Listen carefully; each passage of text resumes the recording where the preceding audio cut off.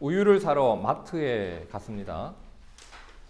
마침 냉장고에 우유 2개가 남아 있는 거예요. 근데 가만히 살펴보니 하나가 유통기한이 어제까지네. 하루가 지난 거예요. 그래서 옆에 있는 우유를 봤어요. 옆에 있는 우유를 보니까 유통기한이 10일이나 남아 있는 거였어요. 자, 여러분 같으면 어떤 걸 사시겠어요? 내가 이거 사 먹어줘야지. 아까운데. 이렇게 하시겠어요? 당연히 유통기한이 남아있는 것을 사겠죠. 누구나 다 그렇게 할 겁니다. 하나 더. 요즘 날씨가 점점 더워지고 있습니다. 아주 무더운 여름날에 밖에서 열심히 운동을 하고 왔어요. 집사님처럼 열심히 자전거를 타고 갔든지 저처럼 열심히 뛰어다녔든지 막 운동을 하고 집에 돌아왔습니다. 땀을 너무 많이 흘렸죠. 목이 칼칼해요.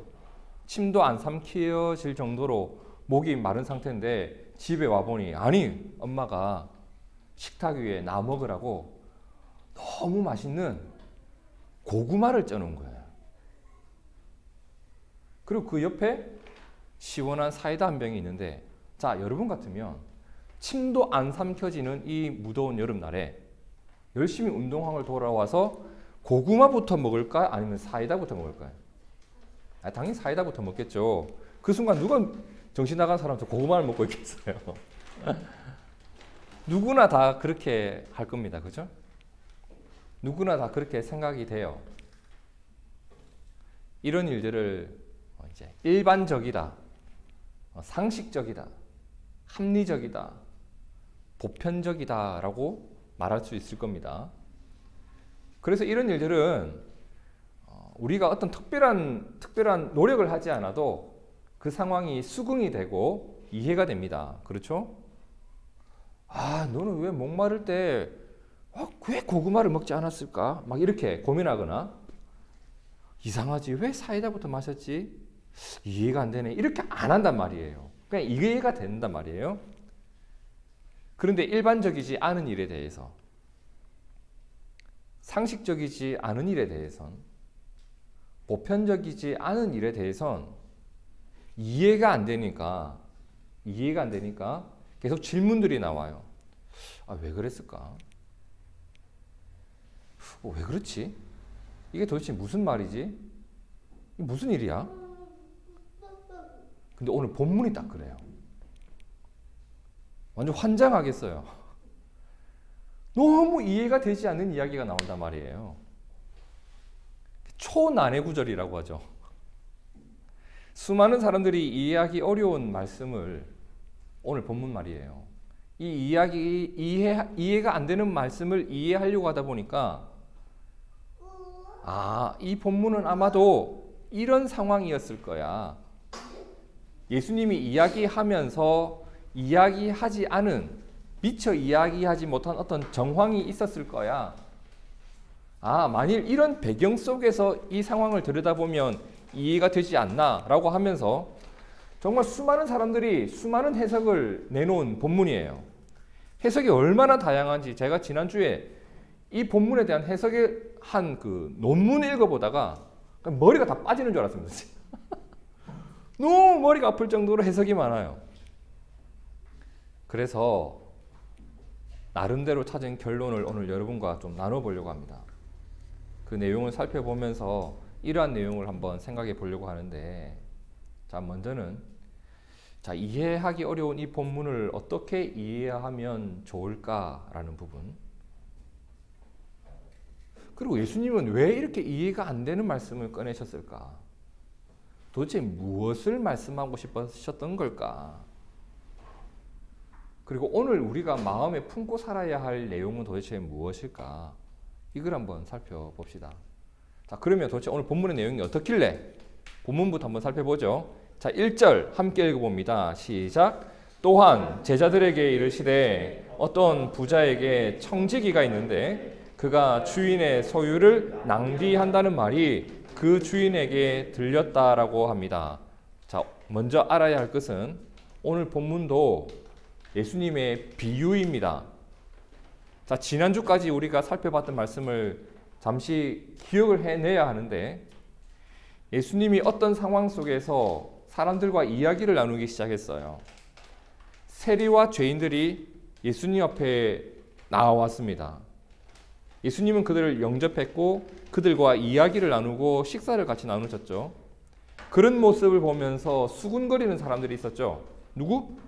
바리새인과 서기관들. 당시 종교 지도자들이 예수님의 그 모습을 보고 수군거리기 시작했습니다. 그런 그들에게 예수님은 세리와 죄인들이 회개하고 하나님께 돌아오는 일을 하나님이 정말 기뻐하신다는 이야기를 하시기 위해 세 가지 비유를 가지고 말씀해 주셨죠. 그렇죠? 마지막 세 번째 비유가 뭐였어요? 돌아온 둘째 아들에 대한 이야기였습니다. 그 이야기를 마친 후에 오늘 말씀이 이어지는 거예요. 또한 누구에게? 제자들에게 이르시되. 그렇죠? 예수님이 바리새인과 서기관들, 세리와 죄인들이 있고 옆에 있는 제자들이 있었는데 이들에게 세 가지 비유를 다 말씀하신 후에 제자들을 보시면서 잠깐만 너희들 이렇게 하면서 이야기를 꺼내기 시작했다는 거예요. 이해되시나요? 자, 곁에 있는 제자들에게 예수님은 무엇을 이야기하고 싶으셨던 걸까?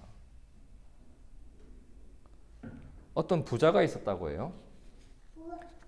이 부자가 자신의 재산을 스스로 관리할 정도의 재산을 초과해 버린 거예요. 그러니까 이 사람은 어떤 사람을 고용했냐? 내 재산을 관리하는 관리인을 고용했습니다. 그 관리인이 청지기예요. 아니 그런데 이 주인이 다른 사람에게서 아주 기분 나쁜 이야기를 전해 듣게 되었습니다. 그게 뭐였냐면 당신 관리인이 당신 재산을 낭비하고 있어요. 당신 모르게 자기 마음대로 막 쓰고 있어요. 알아보셔야 될 겁니다. 이 이야기를 들은 거예요. 자, 이 이야기를 들었을 때 기분이 어땠을까요? 엄청 더러웠겠죠. 아이씨, 자식이 정말 이거 또라이 같은 놈. 내가 사람을 잘못 봤구만. 화가 났을 거예요. 화가 난 주인이 그 사람을 불렀습니다. 너 좀 이리 와봐. 불렀죠. 그리고 뭐라고 해요? 2절에 주인이 그를 불러 이르되 내가 내게 대하여 들은 이 말이 어찌 됨이냐? 이 무슨 말이냐? 네가 보던 일을 셈하라. 장부 정리 꼼꼼히 해라. 그렇게 해서 뭐라고 해요? 너는 내 직무를 계속하지 못할 것이다. 무슨 말이에요? 쉽게 말해 정리하고 끄지라. 해고입니다. 해고 통보를 받은 거예요. 사실 이 당시엔 뒤지게 퍼맞아도 할 말이 없어요. 이 정도로 끝낸 것도 은혜예요. 청지기는 이제 자신이 하던 일을 정리를 하고 이곳을 떠날 준비를 해야 되겠죠. 근데 주인을 만난 이후에 이 청지기에 고민이 생긴 거야. 어떤 고민? 이제 뭐 먹고 살아야 하지? 난 뭐 하면서 살아야 하지? 처자식은 어떻게 먹여야 되지? 현재 주인에게서 내가 쫓겨나면 내 소문이 온 동네에 다 퍼질 것이고 나는 이제 누군가의 밑에 들어가서 이 일을 할 수가 없을 텐데 그렇다고 내가 막노동을 하자니 힘이 없고 누군가한테 구걸하면서 살자니 부끄럽고 어떻게 하지? 어떻게 살아야 되지? 이 고민을 했던 거예요. 근데 그런 고민을 하고 있는데 번쩍하고 갑자기 어떤 생각이 지나갔던 거죠. 이런 과정이 나오는 이야기가 3절과 4절에 나오는데 여러분이 이해하기 쉽게 메시지 성경으로 제가 실어드렸어요. 한번 읽어볼게요. 그러자 관리인은 속으로 말했다. 관리인 일을 잃었으니 이제 어쩌지? 막노동을 하자니 힘이 없고 구걸을 하자니 자존심이 상하고 그렇지! 좋은 수가 있다. 이렇게 하자.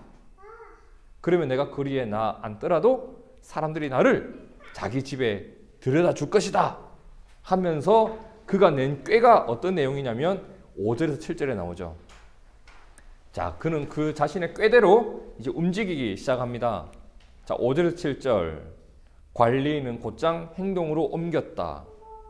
그는 뭘 했죠? 자기 주인에게 빚진 사람들을 한 사람씩 불렀대요. 불러서 뭐라고 해요? 처음 온 사람에게 관리인이 말했다. 내 주인에게 진 빚이 얼마요?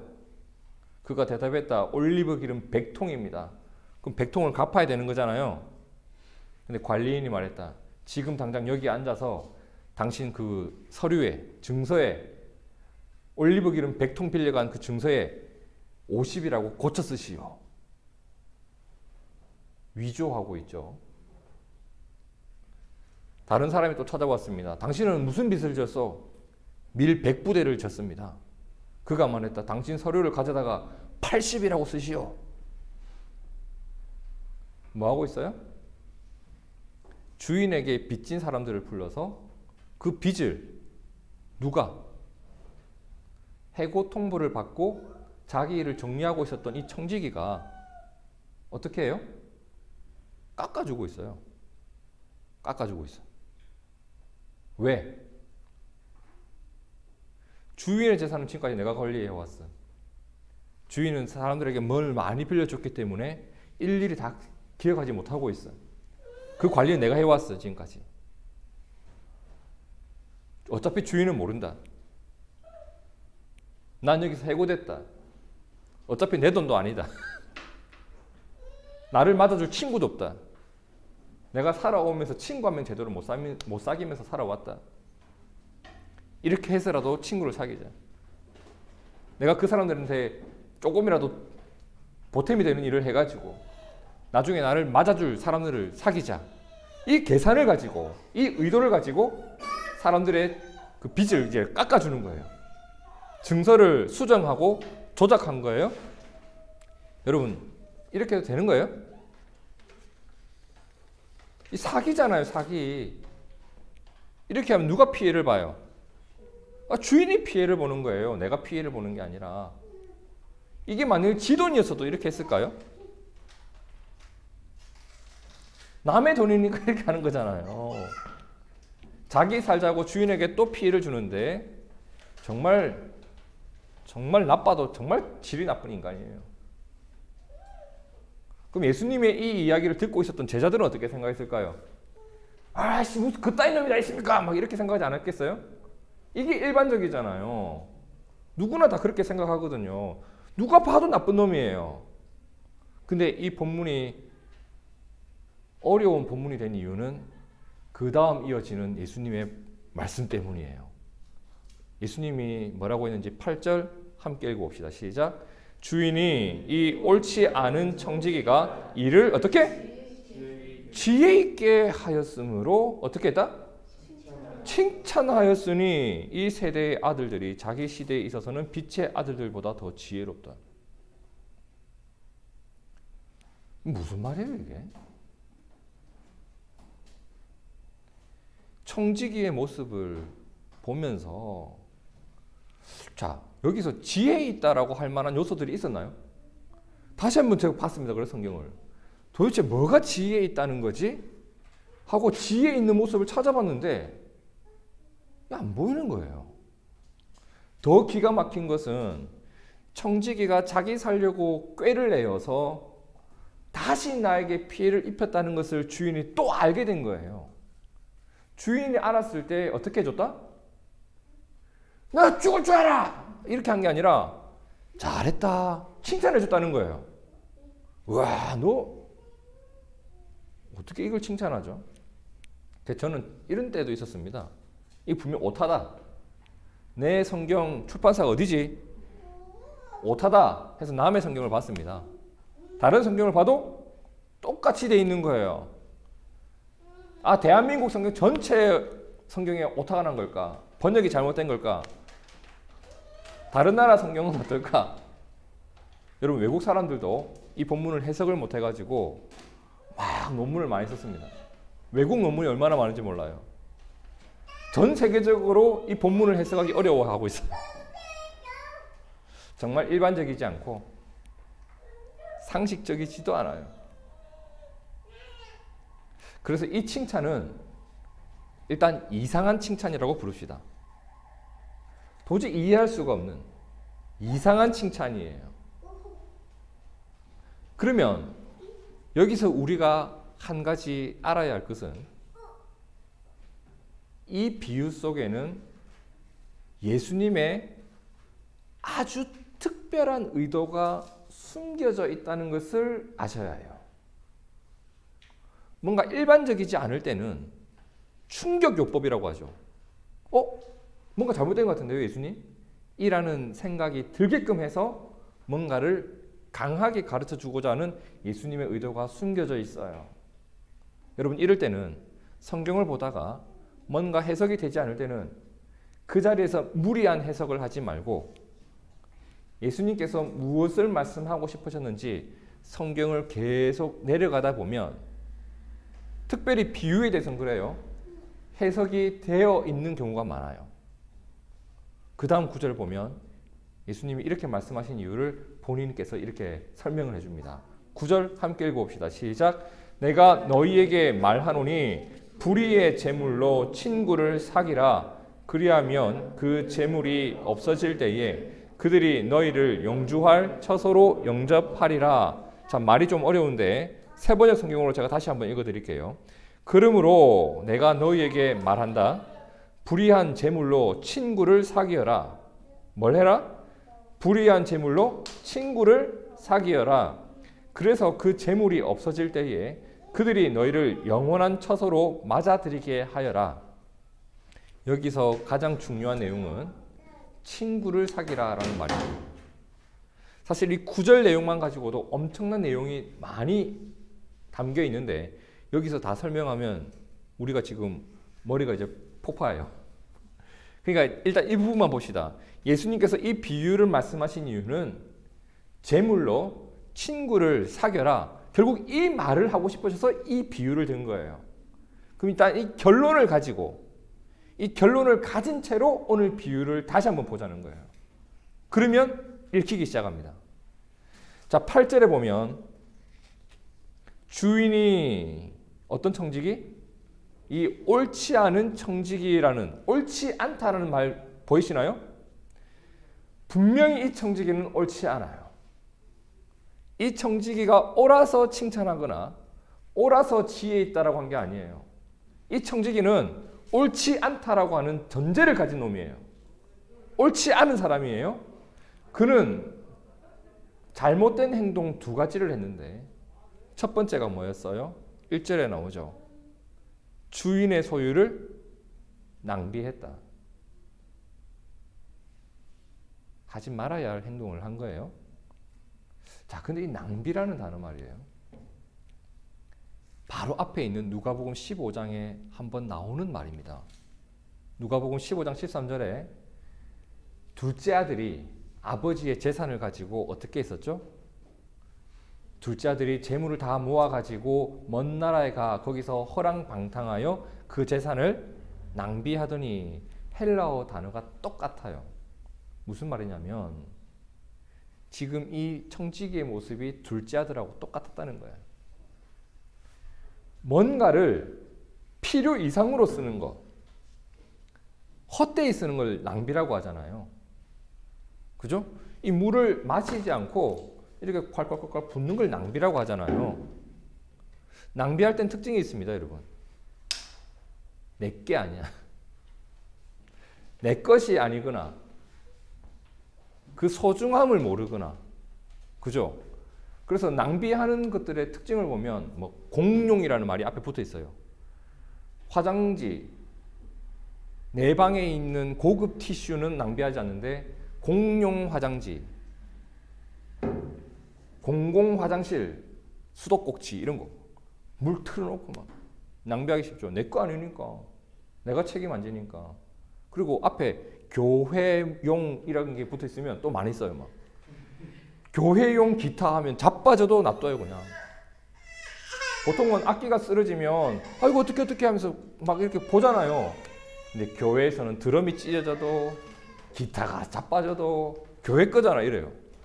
아, 진짜 속상하는 일인데, 그죠? 소중함을 몰라요. 이걸 낭비라고 하는데, 아버지의 것을 소중한 줄 모르고 자기 마음대로 썼던 둘째 아들처럼, 자, 주인의 것을 어떻게 해요? 주인 거니까, 내 거 아니니까 내가 할 수 있는 범위 안에서 내 마음대로 내 하고 싶은 것을 위해서 썼던 것이 누구였다? 이 청지기였다. 그래서 결국 그는 어떻게 돼요? 해고 통보를 받게 됐다. 너는 내 집에서 일 못한다. 해고 통보를 받았는데 해고 통보 이후에 두 번째 잘못을 또 저지릅니다. 5절에 나오죠? 주인에게 빚진 자를 일일이 불러다가 먼저 온 자에게 이르되 내 주인에게 얼마나 빚졌느냐 말하되 기름 100마리이니다. 이르되 여기 내 정서를 가지고 빨리 앉아 50이라 쓰라. 빚진 자들의 빚을 내 마음대로 줄여주는 거예요. 왜 그랬다고 했죠? 왜? 내가 할 일을 알아도다. 이렇게 하면 직분을 빼앗긴 후에 사람들이 나를 자기 집으로 영접해 줄 것이다. 나에게 진 이 은혜를 갚아줄 것이다. 이 부분을 주목해야 됩니다. 이 사람은 지금까지 낭비하던 자였습니다. 낭비하던 자. 낭비라는 것은 허랑방탕하게 내 욕구를 채우기 위해 내 쾌락을 위해서 주인의 소유를 빼돌린 자라는 겁니다.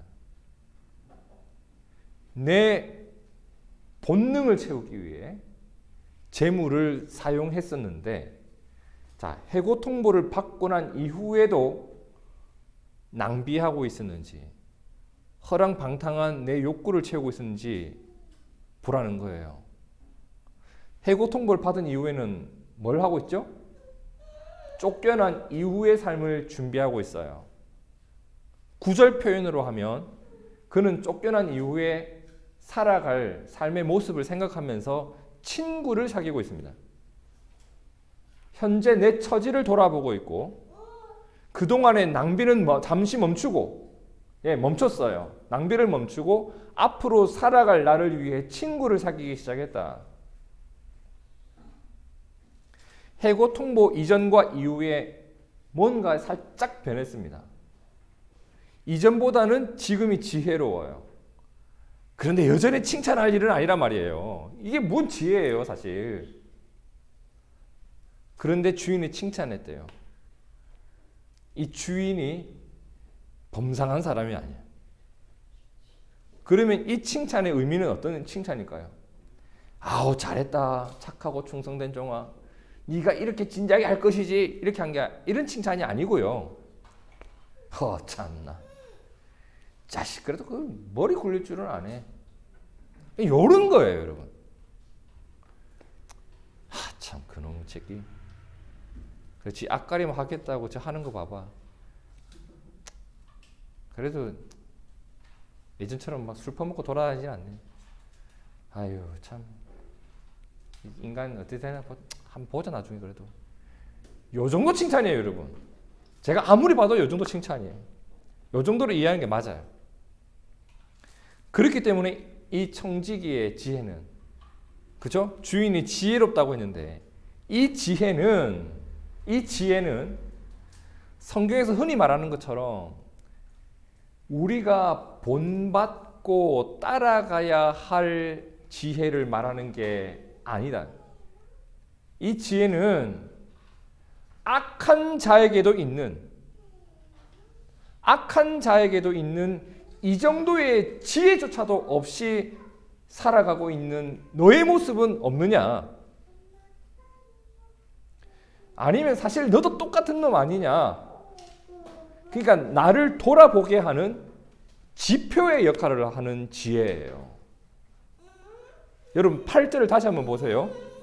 주인이, 청지기는 어떤 청지기예요? 옳지 않은 청지기예요. 옳지 않은 청지기에서 바른 지혜가 나올 수 없겠죠. 옳지 않은 청지기가 자기 살기 위해서 악한 꾀를 내었는데 그 악한 꾀도 지혜라고 일단 해줬어요. 그리고 예전보다 나아진 모습을 칭찬도 해줬어요. 그런데 성경 뒤에 이어지는 말씀 보세요. 그의 지혜를 가리켜서 이 세대의 아들들의 지혜라고 했습니다. 이게 무슨 말이냐면 하나님을 모르고 살아가는 사람들이 내는 꾀, 세상의 꾀를 말하는 겁니다. 그 세상의 꾀만도 못한 지혜를 가지고 있는 빛의 아들들의 지혜. 제자들을 향해서 지금 이 말을 하고 있는 거예요. 너희가 예만도 못하지 않느냐? 지금 이 얘기를 하고 있는 거예요. 그러면 이 이야기를 통해서 예수님이 우리에게 주시고자 했던 메시지는 점점 선명하게 드러나기 시작해요. 자, 세상에서도 이 옳지 않은 청지기도 무엇을 두려워할 줄 안다? 주인의 시선을 두려워할 줄 알고 주인의 결정 앞에서 자신이 앞으로 살아가기 위해 무엇을 해야 할지 고민도 하고 그 일을 즉각 실행할 줄도 안다. 악한 자들도 그렇게 산다. 그러면 너희들은 하나님의 시선을 얼마나 신경 쓰고 있느냐? 하나님의 결정에 대해서 어떻게 반응하고 있느냐? 그러니까 이 악한 청지기의 행위 자체, 그가 낸 지혜를 칭찬하신 게 아니고 그의 태도를 말하는 겁니다. 그런 태도가 너희에게는 있느냐? 하나님이 이런 결정을 내리셨다고 했을 때 너희에게는 어떻게 반응이 있고 어떤 삶의 변화가 있었느냐? 하나님의 시선을 신경 쓰고는 있느냐? 하나님의 결정에 대해서 너희는 무엇을 하고 있느냐? 이 말씀을 지금 누구에게 주시고 있다? 1절에 보니까 제자들에게. 그럼 다시 지금 상황이 어떻어요? 상황이 세리와 죄인들이 예수님 곁에 다가와서 주님의 말씀을 듣고 있었어요. 그리고 저 뒤에서 사회적으로, 종교적으로 권위와 권세와 힘을 가지고 있었던 바리새인과 서기관들이 어떻게 해요? 수근수근거리고 있었잖아요. 그래서 주님은 제자들에게 묻는 거예요. 너희는 지금 뭐 하고 있니? 너희는 누구의 친구가 되고 있니? 하나님께서는 세리와 죄인들이 하나님 곁에 돌아오는 것을 기뻐하고 기다리고 계신다. 하나님은 그들을 맞아주셨다. 그럼 너희들은 누구의 친구가 되어주고 있니?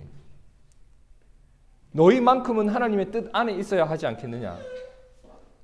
너희만큼은 죄인들의 회개를 기뻐하시는 하나님의 마음으로 이 사람들을 봐줘야 하지 않겠느냐? 세상에서도 불의한 재물로 친구를 사귀더라. 너희들은 누구의 친구가 되고 있느냐? 저 힘 있는 바리새인과 서기관들의 편에 서서 수군거릴 것이냐? 아니면 옆에 다가온 이 사람들의 친구가 되어줄 것이냐? 지금 예수님이 결국 하고 싶었던 얘기가 뭐예요? 너희가 가진 모든 것으로 이 사람들의 친구가 되어주라는 겁니다. 그러면 이 일을 위해서 제자들에게 필요한 것이 있었겠죠? 뭐가 필요해요?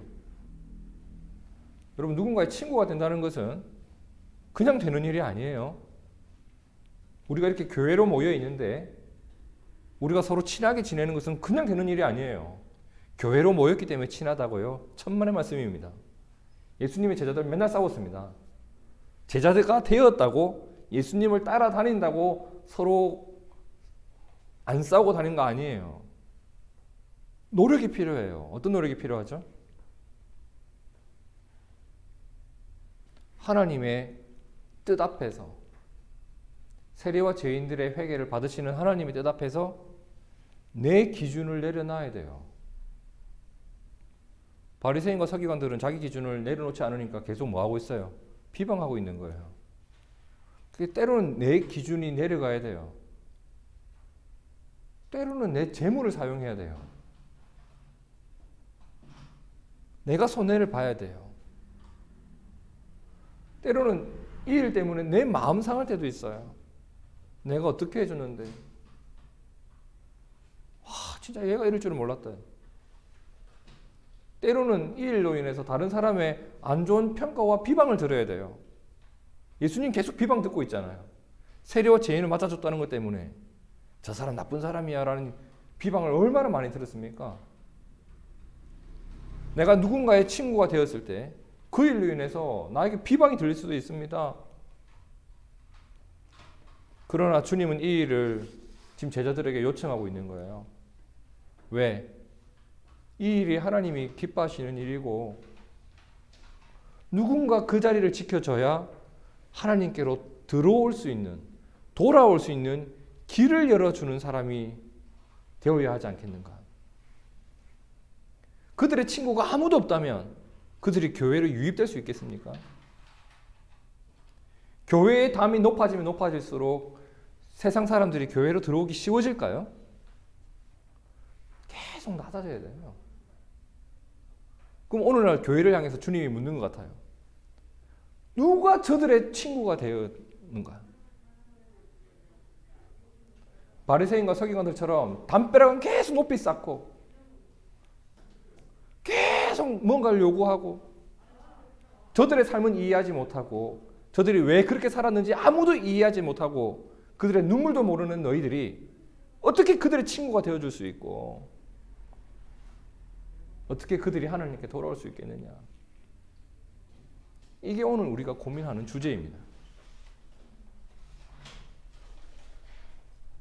이 말씀이 오늘 우리에게 요청하시는 삶의 모습이 있습니다. 저는 이렇게 정리를 해봅니다. 판단과 정죄와 충고는 너무 쉽다. 이것은 친구가 주는 게 아니에요.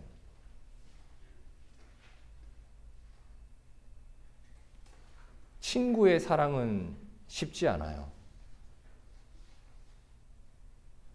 사랑은 내가 그의 친구가 되어주는 것이고 내가 그의 친구가 된다는 것은 그를 위한 나의 희생을 각오하는 겁니다.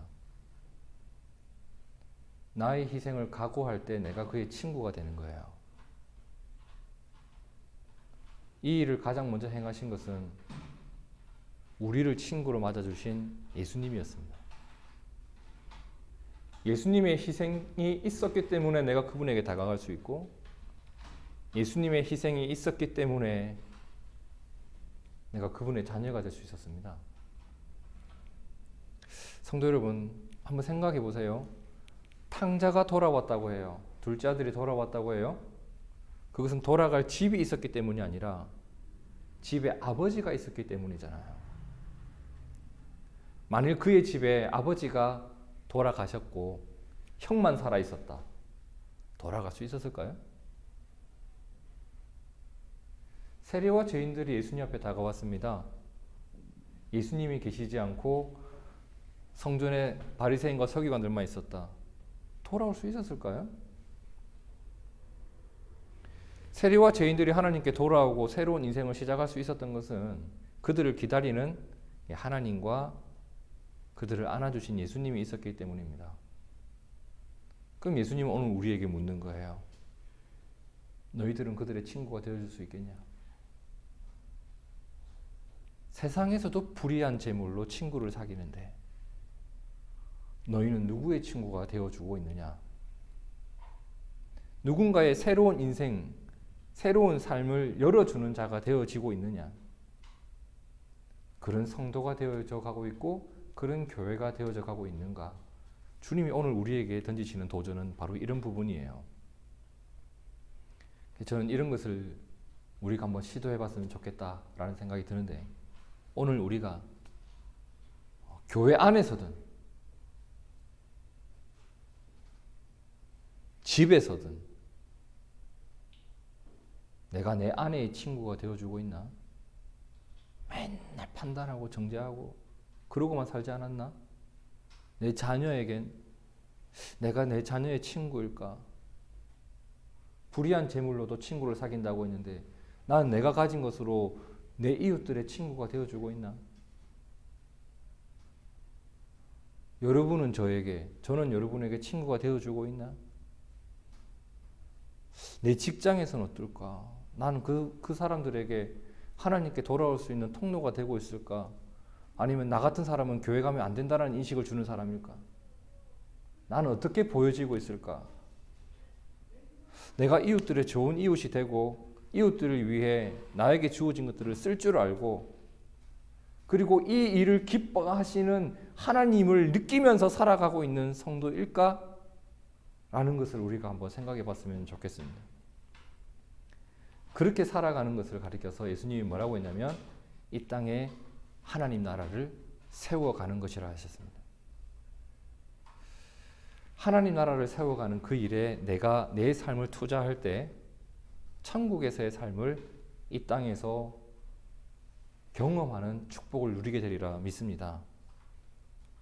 그래서 오늘 우리가 내 가족의 좋은 친구가 되고 우리 성도들의 좋은 친구가 되고 그리고 연약한 내 이웃들의 좋은 친구가 되었으면 좋겠습니다. 함께 기도하겠습니다.